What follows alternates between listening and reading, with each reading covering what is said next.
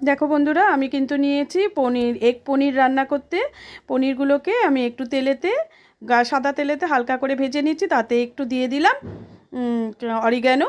তাতে দিয়ে ভালো করে ভেজে নিয়ে এগুলো তুলে নিয়ে ডিমগুলো ভাজতে বসিয়ে দিলাম।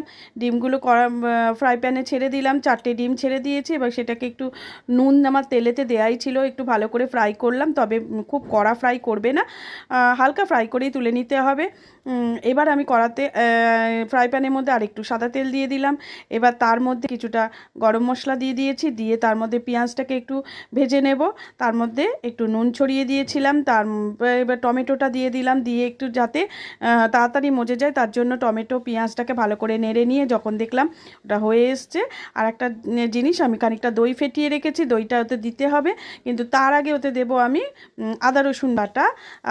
একে একে এই আদা রসুন বাটার রসুন কাঁচা গন্ধটা যাতে চলে যায় তার জন্য আমি ভালো করে কষে নিয়ে তাতে দিয়েছি ধনে জিরে হলুদ, কাশ্মীরি লঙ্কার গুঁড়ো, তাতে একটু সামান্য ধনে পাতার যে জলটা ছিল সেটা দিয়ে ভালো করে কষতে কষতে কষাটা হয়ে যেতে দই মিশিয়ে দিলাম। দইটা এবং কিছু লঙ্কা, কাঁচা লঙ্কা কেটে তাতে দিয়েছি। এবার আমি ম্যাজিক মশলা দিয়ে একটু নেড়েচেড়ে দিয়ে দিলাম ডিমের কুচি। ডিমের কুচিটাকে ভালো করে নেড়েচেড়ে বসিয়ে দিয়ে ওপরে সাজিয়ে দিলাম পনিরগুলো।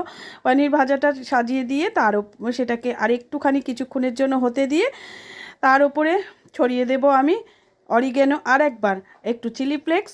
এবার দিয়ে কিছুক্ষণ হতে দিয়ে তার মধ্যে দিয়ে দিচ্ছি একটু ধনে পাতা, ওপর থেকে ছড়িয়ে দিচ্ছি, আর একটু বাটার দিয়ে দিলাম। দেখো, এটা ভীষণ খেতে মজা, খুব ভালো লাগবে। অবশ্যই তোমরা করে খেও, আমারও ভীষণ ভালো লেগেছে। আমি গার্নিশ করে তোমাদের দেখিয়ে দিচ্ছি।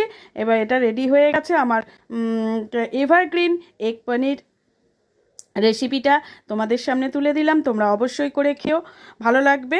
এবার আমি এটাকে ভালো করে সাজিয়ে নিয়ে, দেখো রেডি হয়ে গেছে আমার রান্না, ভালো করে সাজিয়ে নিয়ে তোমাদের সামনে তুলে ধরছি। দেখো কেমন লাগে, রুটির সাথে ডিনারে খুব ভালো লাগবে, পরোটার সাথে খুব ভালো লাগবে। এবার যদি তোমরা ফ্রায়েড রাইসের সঙ্গে খেতে চাও তাতেও ভালো লাগবে, যা দিয়ে খাবে সব কিছুতেই অতুলনীয়।